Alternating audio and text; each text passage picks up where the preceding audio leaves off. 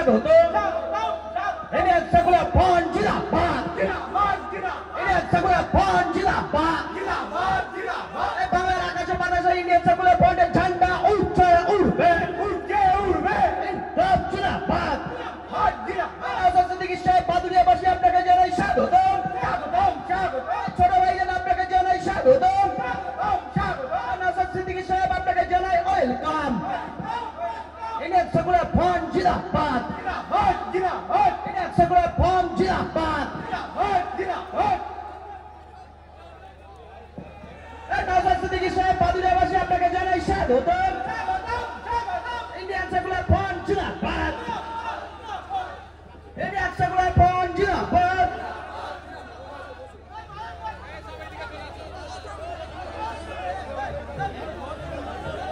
সকলকে অনুরোধ করব আপনারা আপনাদের জায়গায় বসে পড়ুন।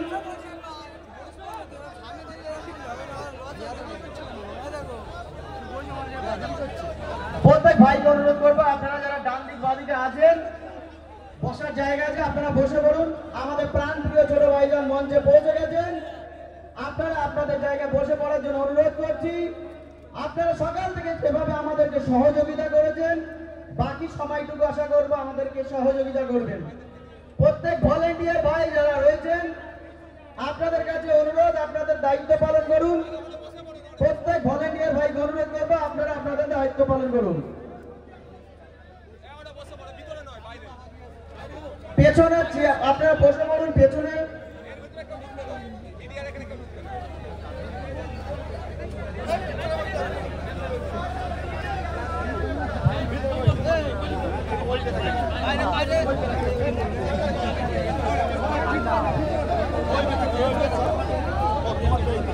বাংলার বাঘের বাচ্চাটা ঢুকে পড়েছে আর কি বলা যায়। বাংলার এ প্রান্ত থেকে ও প্রান্ত দৌড়ে বেড়াচ্ছে গরিব মানুষের অধিকার, পিছিয়ে পড়া মানুষের অধিকার, সংখ্যালঘু মানুষের অধিকার রক্ষার লড়াই। আমরা বলেছি আমরা এক বুক রক্ত দেব, গরিব মানুষের অধিকার থেকে আমরা সরে দাঁড়াবো না। রাস্তাই আমাদের একমাত্র রাস্তা।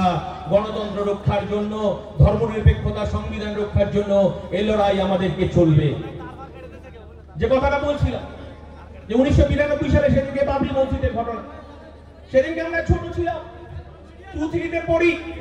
আমার মা সেদিন খুব প্রচন্ড ভয় পাচ্ছিল যে রেডিওর বার্তা আমার দাদু শুনছে সারা ভারতবর্ষে আগুন জ্বলছে। তখন আমার মা বলছে বাবাকে যে তুমি তাড়াতাড়ি বাড়ি ফিরে এসো, বাড়ির লাইট গুলো বন্ধ করে দিতে হবে।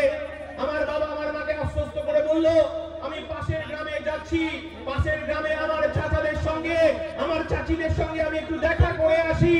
সেদিন আমার বাবা পাশের গ্রামে আমার চাচাদের সঙ্গে আলোচনা করে আসলেন, চাচিদের সঙ্গে আলোচনা করে আসলেন।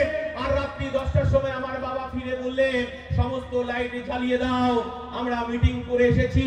আমার পাড়ার আমার চাচারা মাথায় টুপি পরে, আমার বোরকা পরা চাচিরা, আমার কাকিমারা, আমার বাবারা রাতের অন্ধকারে আমরা হাতে হাত রেখে মসজিদ পাহারা দেব, আমরা হাতে হাত রেখে আমরা মন্দির পাহারা দেব। সেদিন আমরা পশ্চিম বাংলায় একটা সাম্প্রদায়িক দাঙ্গা হতে দেখিনি। আমরা বলতে চাইছি মাননীয় মুখ্যমন্ত্রী 2011 সালের পর বারবার বসিরহাটে আগুন জ্বলেছে, সাম্প্রদায়িক দাঙ্গা, বসিরহাটে আগুন জ্বলেছে। আপনাকে তো এই বাংলার মানুষ, বাংলা সংখ্যালঘু মানুষ আপনাকে পাতা হিসেবে দেখে, তারপরেও আপনি দাঙ্গা লাগিয়েছেন। আমরা ইন্ডিয়ান সেকুলার ফ্রন্ট বলতে চাইছি আজকে যারা আপনারা আছেন আপনাদেরকে দুধের গাই বলেছে, আপনাদেরকে আরেকবার বলে দিতে চাই যে মমতা বন্দ্যোপাধ্যায় যদি কোনো অপরাধ থাকে এই পশ্চিম বাংলায় বিজেপিকে ডেকে নিয়ে এসে পদ্ম ফুলের চাষ করা হয়েছে, চাষ করা হয়েছে। মমতা বন্দ্যোপাধ্যায় আপনি বিজেপির দালাল দালাল দালাল, এটা ইন্ডিয়ান সেকুলার ফ্রন্ট বলছে। 2026 আমাদেরকে বুঝে নিতে হবে। আমরা বলিনি, আমার দলের চেয়ারম্যান নওশাদ সিদ্দিকী বলেনি, আমার দলের পৃষ্ঠপোষক আব্বাস সিদ্দিকী বলেনি। ওদের দলের সেকেন্ড ইন কমান্ড ছিলেন প্রয়াত মুকুল রায়। তিনি বলে গেছেন যাহাই বিজেপি তাহাই তৃণমূল, যাহাই তৃণমূল তাহাই বিজেপি। আমরা বলিনি তৃণমূল শুনে রাখো, বাদুরিয়াকে আর লুটতে দেব না। 100 দিনের কাজের টাকা লুট হয়েছে, প্রধানমন্ত্রী আবাস যোজনার টাকা লুট হয়েছে এবং ট্রিপল পর্যন্ত লুট করেছে এই বাদুরিয়া তৃণমূল। তৃণমূলের নেতারা আমাদের কর্মীরা জোট বাঁধবে, পাড়ায় পাড়ায় আমাদের জোট হবে। আর বাদুড়িয়ার পুলিশের একটা অংশ শুনে যান, যদি আমার কর্মীদের একটা মিথ্যে মামলা হয় 5 টাকার কলম আমার চেয়ারম্যান বলে দিয়েছে, হাইকোর্টে আপনাদেরকে বুঝে নেব 5 টাকার কলমের দাম কত আর চটি চাটা পুলিশ কাকে বলে সেটাও বুঝিয়ে দেব।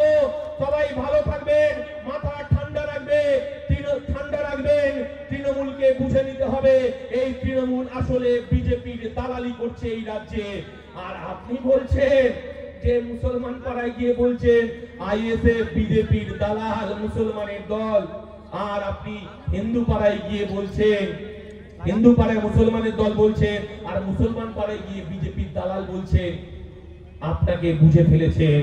আপনি বোরখা পরুন, আপনি হিজাব পরুন, কিন্তু মুসলমান সংখ্যালঘু মানুষ চাইছে ওয়াকফ সংশোধনী বিল যতক্ষণ না প্রত্যাহার হবে এই রাস্তায় দাঁড়িয়ে গণতান্ত্রিক পদ্ধতিতে নওশাদ সিদ্দিকী আমাদের অধিনায়ক হিসেবে সামনে থাকবে, আর হাজার হাজার লাখো লাখো মানুষ থাকবে। দিল্লির পথে এগিয়ে যাব। বিজেপি তুমি শুধরে যাও, যতক্ষণ না পর্যন্ত ওয়াকফ সংশোধনী বিল প্রত্যাহার হচ্ছে এই লড়াই চলবে। এই লড়াই আমাদের বাঁচার লড়াই, এই লড়াই আমাদের জিততে হবে, এই লড়াই আমাদের সংবিধানের রক্ষার লড়াই, এই লড়াইয়ে আমাদের টিকে থাকতে হবে। তাই আমার দলের পৃষ্ঠপোষক যে কথা আমাদেরকে শিক্ষা দিয়েছে, মোরা এক বৃন্তে দুইটি কুসুম হিন্দু মুসলমান, মুসলিম তারে নয়নমণি হিন্দু তাহার প্রাণ, নানা ভাষা নানা মত নানা পরিধান, বিবিধের মাঝে দেখো মিলন মহান। জয় হিন্দ, ইনকলাব জিন্দাবাদ, ইন্ডিয়ান সেকুলার ফ্রন্ট জিন্দাবাদ, নওশাদ সিদ্দিকী জিন্দাবাদ। রাজ্যের পুলিশ মন্ত্রী, রাজ্যের মুখ্যমন্ত্রী শুনে রাখুন, এই বাদুড়িয়ার মানুষ যাদেরকে আপনি দুধেল গাই বলে, সেই দুধেল গাইরা আজকে জমায়েত হয়েছে এখানে। আর আপনাকে বলে দিতে চাই, দিল্লিতে বিজেপি সরকার যে ওয়াকফ সংশোধনী বিল পাস করেছে 2025, এই রাজ্যের পাড়ায় পাড়ায় গুলোগুলি হবে, পাড়ায় পাড়ায় জমায়েত হবে, পাড়ায় পাড়ায় প্রতিবাদ হবে এবং শান্তিপূর্ণভাবে সেটা আপনি দেখবেন। তারপরে দিল্লির বুকে যাব আমরা, যেভাবে কৃষি বিল আমরা প্রত্যাহার করতে বাধ্য করিয়েছিলাম বিজেপি সরকারকে। এই কথাটা মাননীয় মুখ্যমন্ত্রী আপনাকে বলতে চাইছি। আপনি মুসলমানদেরকে দুধেল গাই বলেছেন, সেই দুধেল গাইরা পাড়ায় পাড়ায় জোট বাঁধছে। আস্তে আস্তে একটা ফোন এলো, তৃণমূলের গুন্ডা বাহিনী, তারা ডায়মন্ড হারবারের কুলপি আমাদের পঞ্চায়েতের আইএসএফের পঞ্চায়েতের মহিলা মেম্বার, তার একটা কন্যা সন্তান সহ তাকে অপহরণ করে নিয়ে গেছে। এখনো পর্যন্ত আমরা কেউ তার হদিস দিতে পারিনি। আমার কর্মীরা কুলপি থানায় অবস্থানে বসে আছে। আর এই বাদুড়িয়া থেকে মাননীয় মুখ্যমন্ত্রী, আপনি পুলিশ মন্ত্রী, 12 ঘন্টা সময় দিচ্ছি।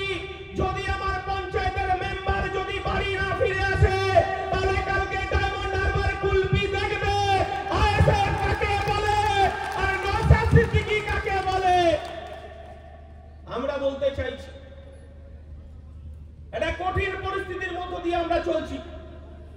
আমাদেরকে প্রমাণ করতে হচ্ছে আবার স্বাধীনতার 1947 সালের পর সেদিন দেশ ভাগ হয়েছিল দ্বিজাতি তত্ত্বের মধ্য দিয়ে।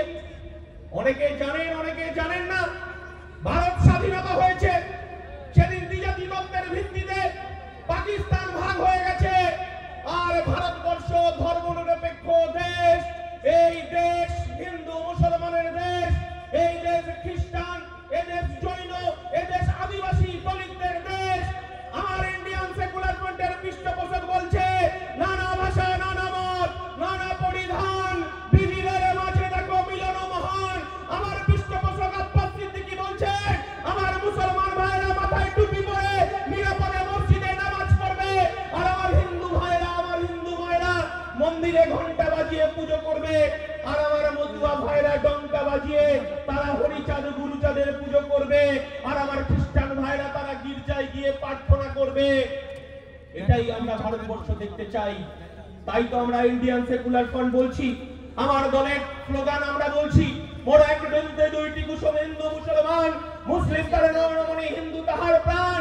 এই বাদুড়িয়া সাক্ষী আছে স্বাধীনতা আন্দোলনে, এই বাদুড়িয়া তিতুমিরের দেশ। সেদিন কোনো ফোন ছিল না, টেলিফোন ছিল না। এই বাদুড়িয়ার মানুষ, এই বসিরহাটের মানুষ ব্রিটিশ সাম্রাজ্যবাদের বিরুদ্ধে ৮০,০০০ কৃষক জমায়েত হয়েছিল।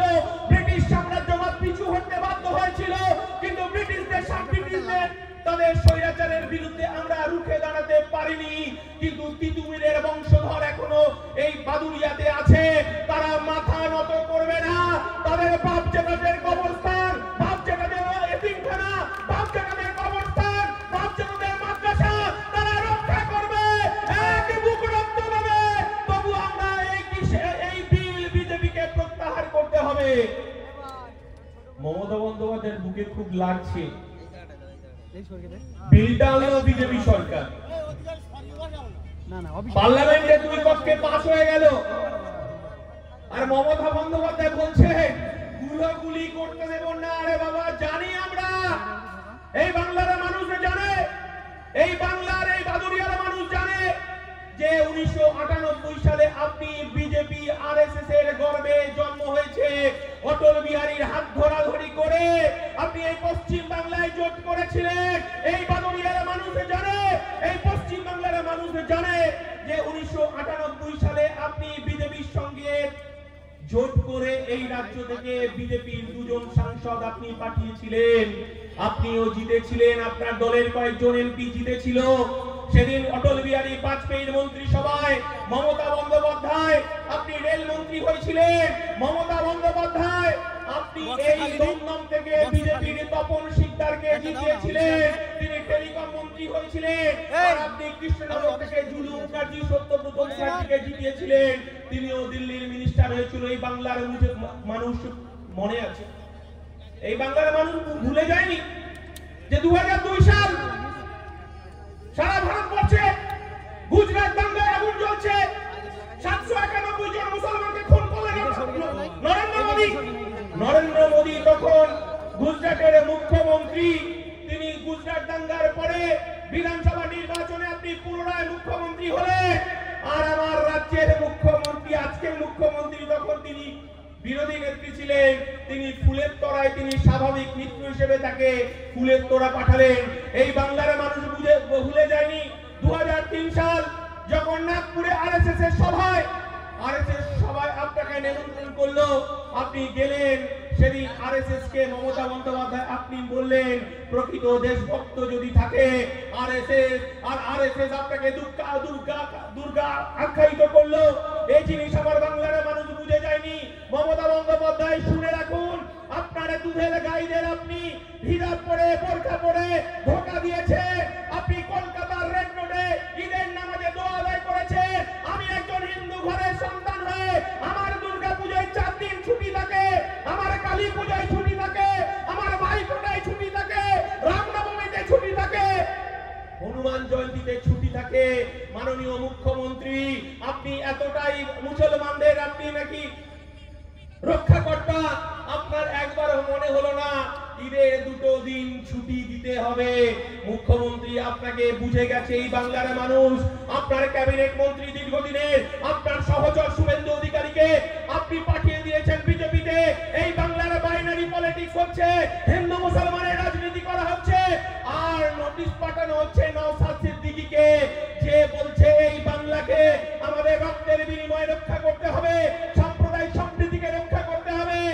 আর যখন ওয়াকফ নিয়ে রাস্তায় আমরা মিটিং মিছিল করছি, আমার অধিকার, ভারতবর্ষের ধর্মনিরপেক্ষতা, ভারতবর্ষের সার্বভৌমত্ব, ভারতবর্ষের ঐতিহ্য, ভারতবর্ষের ধর্মনিরপেক্ষতা, সংবিধানকে রক্ষা করার জন্য আমরা যখন হিন্দু, মুসলমান, খ্রিস্টান, জৈন, আদিবাসী, দলিত আমরা রাস্তায় যখন নেমে মিটিং করছি, তখন মাননীয় মুখ্যমন্ত্রী আপনি এই রাজ্যের পুলিশ মন্ত্রী নওশাদ সিদ্দিকীর বিরুদ্ধে আপনি মামলা করতে পারে, আপনার ভাইপো নোটিশ পাঠাতে পারে, বিশ্বজিৎ মাইতিদের নামে আপনি মামলা করতে পারে, কিন্তু আন্দোলন আপনি থামাতে পারবেন না। এই আন্দোলন রাস্তায় হবে, এই আন্দোলন খেলায় পড়ে হবে, এক বুক রক্ত দেব। তবু আমরা ওয়াকফ, মুসলমানদের ওয়াকফের যে অধিকার থেকে বঞ্চিত হতে দেব না। আমরা জানি পার্লামেন্টে বিল পাস হয়ে গেছে, রাষ্ট্রপতি সই করে ফেলেছে, কিন্তু তার পরের দিনই আমার দলের চেয়ারম্যান ভাঙড়ের বিধায়ক তিনি দিল্লি চলে গেলেন। দিল্লি চলে গিয়ে তিনি মামলা করলেন যে আমার ভারতবর্ষের মুসলমানদের ওয়াকফ সম্পত্তির অধিকার, যে অধিকার সংবিধান দিয়েছে, কোনো মতে বিনষ্ট হতে দেব না। নরেন্দ্র মোদী, তোমাকে এই বিল প্রত্যাহার করতে হবে। আর রাজ্যের মুখ্যমন্ত্রী তিনি বলছেন গুলি করা যাবে না, আমার থেকে বড় শত্রু আর কেউ হবে না, আপনাদেরকেই বিচার করতে হবে, এই বাংলার মুসলমান সম্প্রদায়ের মানুষকে বিচার করতে হবে। এতদিন বিজেপিকে রক্ষার জন্য হিন্দু মুসলমান করে এসেছে, আমরা বারবার বসিরহাটের মানুষ ভোট দিয়েছি, বিজেপিকে রক্ষার জন্য তৃণমূলকে ভোট দিয়েছি, কিন্তু মমতা বন্দ্যোপাধ্যায়কে তো উত্তর দিতে হবে। পার্লামেন্টের লোকসভায় যখন ওয়াকফ সংশোধনী বিল পাস হলো, কেন আপনার 3 জন সাংসদ ভোট দিল না? আমরা এখনো পর্যন্ত বুঝে উঠতে পারলাম না। আপনার কতজন সাংসদ গোপনে বিজেপিকে সমর্থন করলো? আমরা যখন দেখতে পেলাম যে রাজ্যসভায় তৃণমূলে 2 জন এমপি ভোট দেয়নি, আমরা এখনো জানতে পারলাম না ভেতর থেকে আরো কতজন তৃণমূলের এমপি রাজ্যসভায় ভোট দিলেন না। আমরা আপনার খেলা ধরে ফেলেছি দিদি ভাই, আর নয়। 2026 আসছে, পাড়ায় পাড়ায় জোট হবে, পাড়ায় পাড়ায় মানুষের জোটবদ্ধ হবে। তৃণমূল আপনি শুধরে যান, কারণ লুটে না দিয়ে 2021 সালে ভোট লুট করেছেন, প্রশান্ত কিশোরকে দিয়ে ভোট লুট করেছেন। মানুষ পাহারা দেবে, আমার মায়েরা পাহারা দেবে। মাননীয় মুখ্যমন্ত্রী, আপনি আমার মায়েদের ইজ্জত আপনি 500 টাকা 1000 টাকা দিয়ে কিনতে পারেননি। আগামী বিধানসভা নির্বাচন আপনি হয়তো 2000 2500 টাকা করবেন, কিন্তু মুখ্যমন্ত্রী আপনি বুঝে গেছেন যে আমার তিলোত্তমা বোন আরজি করে, আপনি পুলিশ মন্ত্রী, আরজি করে একটা সরকারি হাসপাতাল, যে হাসপাতালে আমার বাংলার মানুষকে চিকিৎসা নিয়ে যেতে হয়, আমার তিলোত্তমা বোনকে সেখানে রেপ হতে হলো, তার শরীরে 113টা কামড়ের দাগ। আমার তিলোত্তমা বোন শুধু নয়, আমার পশ্চিম বাংলার মায়েরা, পশ্চিম বাংলার বাবারা, আমার ঘরের রাজকন্যা, আমার বোন, কারোর দিদি, কারোর মাসি, তারা ভাবতে শুরু করলো এই রাজ্যে মাননীয় মুখ্যমন্ত্রীর রাজত্বে কেউ নিরাপদ নয়। তিলোত্তমার বিচার দিতে পারলো না। আমরা এই মাননীয় মুখ্যমন্ত্রীকে দেখেছি। আপনি ফিরে যান 2007 সাল, একটু স্মরণ করুন। এই রাজ্যের মুখ্যমন্ত্রী বুদ্ধদেব ভট্টাচার্য, এই রাজ্যের পুলিশ মন্ত্রী বুদ্ধদেব ভট্টাচার্য। আমরা কি দেখলাম? রিজওয়ানুর রহমান, কেউ আমরা ভুলে যাইনি। রিজওয়ানুর রহমান অশোক টোডির মেয়েকে ভালোবাসার জন্য তাকে পাতি পুকুরের ধারে ডেড বডিটা পাওয়া গেল। আর রাজ্যের বিরোধী নেত্রী মমতা বন্দ্যোপাধ্যায় সেদিন রিজওয়ানুর মাকে নিয়ে, রিজওয়ানুর ভাই রূপবানুরকে নিয়ে রাস্তায় নেমে হাজার হাজার মানুষের মিছিল করেছিলেন। তিনি বুদ্ধদেব ভট্টাচার্যের দিকে আঙুল তুলে বলেছিলেন, বুদ্ধদেব ভট্টাচার্য আপনি সংখ্যালঘু নিধন করছেন, আপনাকে পদত্যাগ করতে হবে। আর মাননীয় মুখ্যমন্ত্রী, আপনি যখন 2011 সালে এই রাজ্যের মুখ্যমন্ত্রী হলেন, আপনি কথা রাখতে পারেননি। রিজওয়ানুর পরিবার, রিজওয়ানুর মাকে আপনি ইনসাফ দিতে পারেননি। তার দাদাকে আপনি নদিয়ার চোপড়ার বিধায়ক তৈরি করেছেন, বিধায়ক উপহার দিয়েছেন। আপনার 294 জন চোরের মধ্যে আরেকটা চোর তৈরি করেছে। আর মাননীয় মুখ্যমন্ত্রী, এই বাংলার মানুষ আপনাকে জানতে চাইছে যে আমার আনিস ভাইকে খুন করলেন, আপনি একটা আনিসকে খুন করেছেন, হাজার হাজার আনিস জন্ম নিয়েছে। আপনি আমার হাঁসখালির যে বোনটাকে রেপ করালেন, তার সারা শরীরে রক্তে ভেসে গেল। আমরা দেখলাম তাকে জোর করে তৃণমূলের নেতারা তাকে পুড়িয়ে ফেললো, তার বাড়িতে ব্রাহ্মণের সৎকার পর্যন্ত করতে দেয়নি। আমরা গর্বিত এই কারণেই, আমার দলের বিধায়ক, আমার দলের চেয়ারম্যান নওশাদ সিদ্দিকী, তিনি ছুটে গেলেন। তিনি ছুটে গিয়ে সেই হাঁসখালি বোনের পরিবারের পাশে দাঁড়িয়ে তিনি ব্রাহ্মণ ডেকে নিয়ে এসে তার সৎকার করলেন। এটাই ইন্ডিয়ান সেকুলার ভোট, এটাই নওশাদ সিদ্দিকী, এটাই আমরা বলতে চাইছি সম্প্রীতি। আমরা কোনো মতে এই সম্প্রীতিকে নষ্ট করতে দেব না। আমরা এই কথাটা বলতে চাইছি। আবার নতুন করে আমাদের উন্মাদনা তৈরি হয়েছে। কোন মুসলমানকে দেখলেই আবার আমাদের এ করে জয় শ্রীরাম বলে তাকে মারধর করা হচ্ছে, আবার জয় বাংলা বলে তাদেরকে ঘেরাও করা হচ্ছে। আমরা বলতে চাইছি 1992 সালে ফিরে যান। আমার অনেক চাচারা আছেন, কাকারা আছেন, তারা জানেন 1992 সাল, সেদিন আমাদের রাজ্যের মুখ্যমন্ত্রী ছিলেন জ্যোতি বসু। তার নামটা করতেই হয়। তিনি সেদিন এই বিজেপিকে অসভ্য বর্বরের দল বলেছিলেন। আমরা দেখলাম সারা ভারতবর্ষে 1992 সালে বাবরি মসজিদ ধ্বংস করা হলো। ভারতবর্ষের সংস্কৃতি, ভারতবর্ষের ঐতিহ্য, ভারতবর্ষের যে সম্প্রীতি, সেই সম্প্রীতিকে ভেঙে ফেলা হলো। অটল বিহারী বাজপেয়ী, লালকৃষ্ণ আদবানি, অশোক সিংহল, মোহন ভাগবত তার নেতৃত্ব দিলেন। আমরা দেখলাম সারা ভারতবর্ষের ধর্মনিরপেক্ষতা, সারা ভারতবর্ষের ঐতিহ্য, সারা ভারতবর্ষের কৃষ্টি সংস্কৃতি ভেঙে চুরমার হয়ে গেল। উত্তরপ্রদেশ চলছে, বিহার চলছে, পাঞ্জাব চলছে, গুজরাট চলছে, ত্রিপুরা চলছে, তামিলনাড়ু চলছে। আমরা দেখলাম সারা ভারতবর্ষে আগুন চলছে। সেদিনকে আমার বাড়িতে আমার মা সেদিনকে আমাদেরকে বললেন, আমার বাবা বাড়ি যখন বাবা ফিরে আসলেন, তখন আমার বাবা আমার মা বাবাকে বলছেন যে ঘরের লাইটটা বন্ধ করে দিতে হবে, কারণ আবার উত্তরপ্রদেশ চলছে, সারা ভারতবর্ষ চলছে। আবার হয়তো আমার পাড়াতে, আমার গ্রামে হিন্দু মুসলমানের মারপিট শুরু হবে, আবার আগুন জ্বালাজ্বলি শুরু হবে।